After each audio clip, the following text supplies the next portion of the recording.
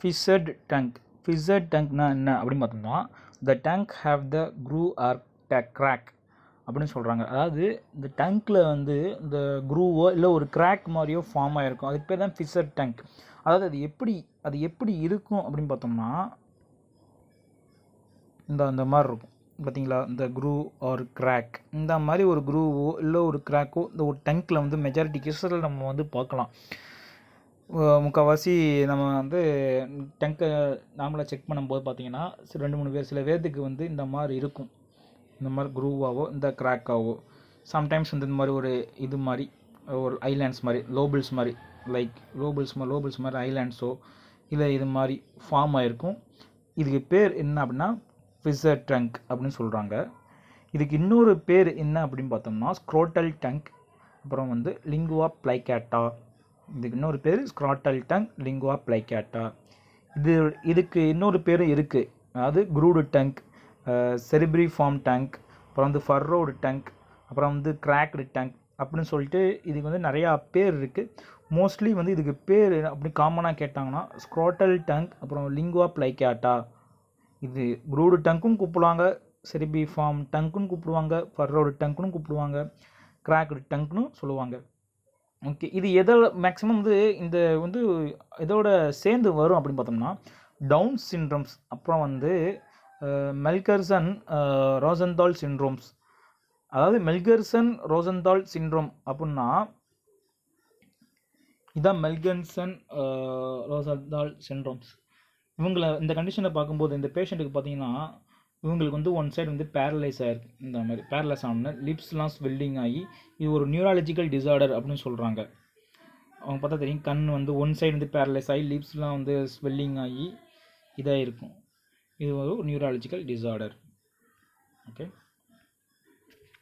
அப்புறம் எட்டியாலஜி பார்த்தோம்னா இது வந்து அன்னோன் எட்டியாலஜின்னு சொல்கிறாங்க. இது என்ன எட்டியாலஜினே அவங்களுக்கு தெரியல. மோஸ்ட்லி வந்து ஜெனட்டிக்ஸ் அப்படின்னு சொல்கிறாங்க. அதாவது அப்பாவுக்கு இருந்தால் மகனுக்கும் வரும், இல்லை மகனுக்கு இருந்தால் அவங்களோட மகனுக்கு வரும், தாத்தாவுக்கு இருந்தால் பேரனுக்கு. இது ஒரு ஜெனட்டிக்ஸ் மேக்ஸிமம் சொல்கிறாங்க. ஜெனட்டிக் ப்ரீடிஸ்போசன்ஸ் அப்படின்னு சொல்கிறாங்க. கிளினிக்கல் ஃபீச்சர்ஸ் அப்படின்னு பார்த்தோம்னா இது பெரும்பாலும் ஃபீமேலுக்கும் வரும், மேலுக்கும் வரும். கம்பேரிட்டிவ்லி பார்க்கும்போது மேலுக்கு வந்து அதிகமாக பார்க்கலாம் அப்படின்னு சொல்கிறாங்க. It is slightly more common in மேல். இதெல்லாம் மெஜாரிட்லி எங்கே டயக்னோசிஸ் பண்ணலாம்னா இது அடல்ட்ஹுட்டில் வந்து முக்கால்வாசி பார்க்கலாம். குழந்தைங்களுக்கும் இருக்கும். பட் இது வந்து அந்த டங்க் வந்து நல்லா டெவலப் ஆகுமா, அப்படி டெவலப் ஆகும்போது பார்த்தோம்னா குழந்தைங்களோட அடல்ட்ஹுட்டாக இருக்கிறவங்களுக்கு நல்லாவே தெரியும். இந்த ஃபிஷர்ட் டங்க் நல்லாவே தெரியும் அப்படின்னு சொல்கிறாங்க. இது எங்கே இருக்கும் அப்படின்னு பார்த்தோம்னா most common in dorsum of the tongue and moves to the lateral border of the tongue. அதாவது இந்த பார்த்தா டோர்சம் ஆஃப் த டங்க், இந்த டோர்சம் ஆஃப் த டங்க் இந்த இடத்துல தான் முக்கால்வாசி பெரும்பாலும் இருக்கும். இது என்ன பண்ணால் லேட்டரல் சைடாக அப்படி மூவ் ஆகி இப்படி போகும். அப்படி மூவ் ஆகி போகும்போது ஒரு ஐலாண்ட் மாதிரி இப்படியே ஃபார்ம் ஆகி ஒரு ஐலாண்ட் மாதிரி ஃபார்ம் ஆக வாய்ப்புகள் இருக்குது. இந்த அப்படியே மூவ் ஆகி இந்த டங்க் வந்து அப்படியே மூவ் ஆகி இதோட ஃபிஷர் வந்து அப்படியே மூவ் ஆக வாய்ப்பு இருக்குது. அது வந்து ஒரு ஐலாண்டு மாதிரி, ஒரு சின்ன ஐலாண்டு மாதிரி, இந்த மாதிரி ஒரு ஐலாண்டு மாதிரி ஃபார்ம் ஆகும் அப்படின்னு சொல்கிறாங்க. அப்புறம் வந்து இது ஒரு ஏசிம்டமேட்டிக்.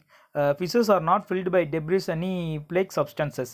இது வந்து ஒரு ஏசிம்டமேட்டிக்னும் ஃபிஷர்ஸ் வந்து அந்த ஃபிஷர் இருக்குல்ல, அந்த ஃபிஷர்ஸில் வந்து இந்த டெப்ரிஸ், பிளேக் டெப்ரிசஸ், அப்புறம் வந்து இந்த ஃபுட் டெப்ரிசஸ் இதெல்லாம் வந்து இந்த ஃபிஷரில் வந்து அக்யூமுலேஷன் ஆகாது. அப்படி அக்யூமுலேஷன் இது வந்து இது மேக்ஸிமம் அக்யூமுலேஷன் இந்த மாதிரி ஃபுட் டெப்ரிஸ்லாம் ஆகாது. பட் அப்படி ஆச்சுன்னா வந்து அந்த இடத்துல வந்து ஒரு பேட் டேஸ்ட், அப்புறம் பர்னிங் சென்சேஷன் இதெல்லாம் வர வாய்ப்புகள் அதிகமாக இருக்குது அப்படின்னு சொல்கிறாங்க. பெரும்பாலும் அக்யூமுலேஷன் ஆகாது. பட் அப்படி அக்யூமுலேஷன் ஆச்சுன்னா பர்னிங் சென்சேஷன், பேட் டேஸ்ட்டு இது வரும். இதுக்கு ட்ரீட்மெண்ட் அப்படிங்கிறது என்னென்னா நல்லா ஓரல் நம்மளோட டேங்க் வந்து நல்லா க்ளீனாக இருந்தாலே இந்த ஃபுட் டெப்ரிஸ் பிளேக்ஸ்லாம் அக்யூமுலேஷன் ஆகாது. மேக்ஸிமம் வந்து இந்த மெக்கானிக்கலாகவே நம்ம வந்து நம்ம டேங்க்கில் இருக்கிறது வந்து மெக்கானிக்கலாகவே நேச்சுரலாகவே க்ளீன் ஆயிரும். சப்போஸ் அவங்களுக்கு லேக் ஆஃப் க்ளீன் பண்ண முடியாமல் இருக்கிற சமயத்தில் வந்து இந்த மாதிரி வந்து பிளேட் ஃபுட் டெப்ரிஸ் அக்யூமுலேஷன் ஆகி இந்த பர்னிங் சென்சேஷன், அப்புறம் வந்து இச்சிங், அப்புறம் வந்து பேட் டேஸ்ட் இதெல்லாம் வரும் அப்படின்னு சொல்கிறாங்க. டெப்த் ஆஃப் த ஃபிஷர், அந்த ஃபிஷரோட டெப்த்து எப்போயுமே மேக்ஸிமம் வந்து பார்த்தோம்னா 6 மில்லிமீட்டர் டயாமீட்டரில் இருக்கும். அந்த ஃபிஷரோட டெப்த்து இந்த டெப்த் வந்து 6 மில்லிமீட்டர் டயாமீட்டரில் இருக்கும். இப்படி ரொம்ப ரொம்ப ஆழமாக 6 மில்லிமீட்டர் வரைக்கும் இருக்கும் அப்படின்னு சொல்கிறாங்க. அந்த லோபிள்ஸ் மாதிரி ஃபார்ம் ஆகி திட்டத்திட்ட லோபிள்ஸ் மாதிரி ஃபார்ம் ஆகிருக்கும் அப்படின்னு சொல்கிறாங்க. இதோட ஹிஸ்டாலஜி அப்படின்னு பார்த்தோம்னா increasing thickness of the lamina propria, அப்புறம் லாஸ் ஆஃப் ஃபிலிஃபார்ம் பேப்பில்லே. அப்படின்னா நம்ம டங்கை ஒரு சைட்ஸ் மேல் எடுத்து பார்க்கும்போது பார்த்தோம்னா தெரிந்தால் இதுதான் வந்து லேமினா ப்ரொப்பேரியான்னு சொல்கிறாங்க. இந்த ஏரியாவுக்கு பேர் தான் லேமினா ப்ரொப்பேரியா. இந்த லேமினா ப்ரொப்பேரியோட திக்னஸ் எப்படி இருக்குன்னா ரொம்ப இது வந்து நார்மலாக எவ்வளோ இருக்குது அப்படின்னா இப்படி ஒரு ரேஞ்சுக்கு வந்துடும். இந்த மாதிரி வந்துடும். கொஞ்சம் திக்னஸ் வந்து இந்த லேமினா ப்ரொப்பேரியாவோட திக்னஸ் வந்து அதிகமாகிடும். இந்த ஏரியாவோட திக்னஸ் வந்து ரொம்ப அதிகமாகிடும். ஸோ அப்படி அதிகமாகிறதுனால என்ன ஆகும்னா இந்த ஃபிலிஃபார்ம் பேப்பில்லே அதே மாதிரி இந்த ஃபிலிஃபார்ம் பேப்பில்லே வந்து லாஸ் ஆயிரும். அதாவது ஃபிலிஃபார்ம் அண்ட் ஃபங்கிஃபார்ம் பேப்பில்லே வந்து குறைய ஆரம்பிக்கும்னு சொல்கிறாங்க. லாஸ் ஆஃப் ஃபிலிஃபார்ம் பேப்பில்லே அண்டு ஏன்னா வந்து இந்த ஃபிஷர் மாதிரி ஃபார்ம் ஆகிறதுனால அது வந்து ஃபிலிஃபார்ம் பேப்பில்லே ஃபங்கிஃபார்ம் பேப்பில்லே வந்து லாஸ் ஆகுது. அது ஒரு குறிப்பிட்ட ஏரியாவில் இருக்க ஃபிலிஃபார்ம் பேப்பில்லே ஃபங்கிஃபார்ம் பேப்பில்லே வந்து கம்மியாக ஆகுது அப்படின்னு சொல்கிறாங்க. Hyperplasia of rete ridges and neutrophilic micro abscess, inflammatory infiltration of lamina propria, neutrophilic microabscess, hyperplasia of rete ridges. அப்படின்னா என்ன அப்படின்னா இந்த ரெட்டி ரிட்ஜஸ் இதுதான் வந்து rete ridges, hyperplasia of rete ridges. இந்த ஏரியா இருக்குல்ல இதுதான் ரெட்டி ரிட்ஜஸ்னு சொல்கிறாங்க. Hyperplasia of rete ridges. இந்த ரெட்டி ரிட்ஜஸ் வந்து கொஞ்சம் எலாங்கேஷன் ஆக வாய்ப்பு இருக்குது. ஹைப்பர்பிளாஸ்டிக் அதாவது நம்பர் ஆஃப் செல்ஸ் ரிஜிடிஸோட எலாங்கேஷன் ஆகி இப்படி வர வாய்ப்புகள் இருக்குது இந்த ஃபிஷர் டேங்கில் பார்க்கும்போது பார்த்தோம்னா. அதே மாதிரி லேமினா ப்ரொப்பேரியா ஏரியாவில் பார்த்தோம்னா இன்ஃப்ளமேட்டரி செல்ஸ் வந்து அதிகமாக இருக்கும் அப்படின்னு சொல்கிறாங்க. இன்ஃப்ளமேட்டரி செல்ஸ் அதிகமாக இருக்கும். அதே மாதிரி வந்து ரெட்டி ரிட்ஜஸ் வந்து ஹைப்பர்பிளாஸ்டிக்காக இருக்கும். வேறு என்ன சொல்லியிருக்காங்க நியூட்ரோஃபிலிக் மைக்ரோ அப்சஸ் அப்படின்னு சொல்லியிருக்காங்க. நியூட்ரோஃபிலிக் மைக்ரோ அப்சஸ்னால் இந்த இடத்துல நியூட்ரோஃபிலிக் மைக்ரோ அப்சஸ் நிறையா சின்னதாக இந்த லேமினா ப்ரொப்பேரியாலையும் இன்ஃப்ளமேட்டரி செல்ஸ், அப்புறம் நியூட்ரோஃபிலிக் மைக்ரோ அப்சஸ் தான் சின்னதாக இந்த மாதிரி இந்த இடத்துல பார்த்து நியூட்ரோஃபிலிக் மைக்ரோ அப்சஸ்லாம் இந்த இடத்துல இருக்கும். சின்ன நிறையா இருக்கும். இந்த நியூட்ரோஃபிலிக் மைக்ரோ அப்சஸ் இந்த மாதிரி இடத்துல நிறையா இருக்கா லேமினா ப்ரொப்பேரியாவில். அதாவது வந்து ரெட்டி ரிட்ஜஸ் வந்து எலாங்கேஷனாக இருக்கும். இந்த மாதிரி ரெட்டி ரிட்ஜஸ் வந்து ஹைப்பர்பிளாஸ்டிக்காக இருக்கும்.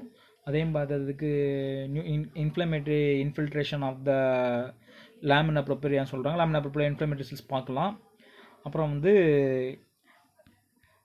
நியூட்ரோஃபில் மைக்ரோ அப்சஸ்லாம் பார்க்கலாம். நியூட்ரோஃபிலிக் மைக்ரோ அப்சஸ் அந்த டங்கில் இந்த ஃபிஷர் டங்கிலோட ஸ்மெல்லில் பார்க்கும்போது பார்த்தோன்னா நிறையா மைக்ரோஃபிலிக் அப்சஸ் தெரியும். அப்புறம் லாஸ் ஆஃப் ஃபிலிஃபார்ம் பேப்பில்லே அப்படின்னு சொல்கிறாங்க. இதுதான் ஒரு ஃபிஷர் டங்க் கூடிய ஒரு இது.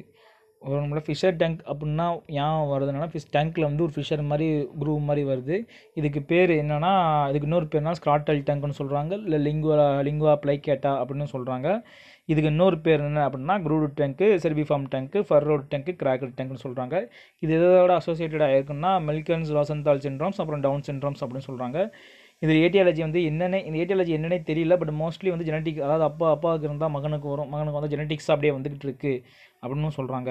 கிளினிக்கல் ஃபீச்சர் அப்படின்னு பார்க்கும்போது பார்த்தோன்னா இது முக்கால்வாசி வந்து ஆண்களுக்கு மட்டும்தான், ஆண்களுக்கு கொஞ்சம் அதிகமாக இருக்கும், பெண்களுக்கும் வரும், ஆண்களுக்கு கொஞ்சம் அதிகமாக வரும் அப்படின்னு சொல்கிறாங்க. அதே மாதிரி இது எப்படி டயக்னோஸ் பண்ணலாம் தான் அடல்ட்ஹுட்டில் வந்து முக்கால்வாசி பார்க்கலாம். ஏன்னா அப்போ தான் வந்து டேங்க் வந்து நல்லா டெவலப் ஆகிருக்குமா அப்படிங்கிற பட்சத்தில் வந்து பார்த்தோம்னா அடல்ட்ஹுட்டுக்கு நல்லா இருக்கும். அது வந்து இந்த ஃபிஷர் டேங்க் எப்படி இருக்குது அப்படின்னா extends of the lateral side of the tank வரைக்கும் இது வந்து எக்ஸ்டென்ஸ் ஆகிருக்கும். இது ஏசிம்டமேட்டிக். அப்போ தான் அதுக்கு வந்து அந்த ஃபிஷரில் வந்து ஃபுட் டெப்ரிஸ் இதெல்லாம் வந்து அக்யூமுலேஷன் ஆகிறது ரொம்ப ரொம்ப கம்மி. ஏன்னா உடம்புல வந்து க்ளீன் மெக்கானிசம் இருக்கிறதுனால ஆட்டோமேட்டிக்காக அந்த டெப்ரிஸ்லாம் க்ளீன் பண்ணிடும். இதை வந்து க்ளீன் பண்ணலாம்னா நம்ம வந்து ஓரல் ஹைஜீனாக நல்லா ப்ராப்பராக வந்து டங்கை வந்து ஸ்க்ராப் பண்ணி எடுத்து ப்ராப்பராக ஹைஜீனாக வச்சுருந்தாலும் இது வந்து வர வாய்ப்புகள் இதில். அப்படி வந்துச்சுன்னா bad sensation, burning sensation, bad taste, அப்புறம் வந்து இச்சிங், இரிட்டேட்டிங் அந்த மாதிரிலாம் வர ஆரம்பிக்கும் அப்படின்னு சொல்கிறாங்க. டெப்த்தாக அதோட ஃபிஷரோட டெப்த் எவ்வளோ இருக்குன்னா 6 மில்லிமீட்டர் வரைக்கும் இருக்கும். அது லோபிள்ஸ் மாதிரி ஃபார்ம் ஆகிருக்கும். ஹிஸ்டாலஜிக்கலி அப்படின்னு பார்த்தோம்னா நிறைய இன்ஃப்ளமேட்டரி செல்ஸு, அப்புறம் லேமினா ப்ரொப்பேரியாவில் பார்த்தோம்னா அது ரொம்ப அதிகம் திக்னஸாக இருக்கும். அந்த லேமினா ப்ரொப்பேரியாவில் இன்ஃப்ளமேட்டரி செல்ஸ் இருக்கும். அப்புறம் நியூட்ரோஃபிலிக் மைக்ரோ அப்சஸ் இருக்கும். ஹைப்பர்பிளாசியா ஆஃப் த ரெட்டி ரிட்ஜஸ் வந்து ஹைப்பர்பிளாஸ்டிக்காக இருக்கும் அப்படின்னு சொல்கிறாங்க. இதுக்கு ட்ரீட்மெண்ட் அப்படின்னு பார்க்கும்போது ட்ரீட்மெண்ட் எதுவும் காமனாக வந்து இதுக்கு ட்ரீட்மெண்ட் எதுவும் கிடையாது. ஆனால் வந்து இந்த இன்ஃபெக்ஷன் எதுவும் வராமல் இருக்கிறதுக்காக நம்ம என்ன பண்ணலாம்னா நல்லா டெய்லியும் வந்து டங்கை நல்லா சுத்தமாக வச்சுக்கிட்டா இந்த மாதிரி இன்ஃபெக்ஷன் எதுவும் வராது அப்படின்னு சொல்கிறாங்க.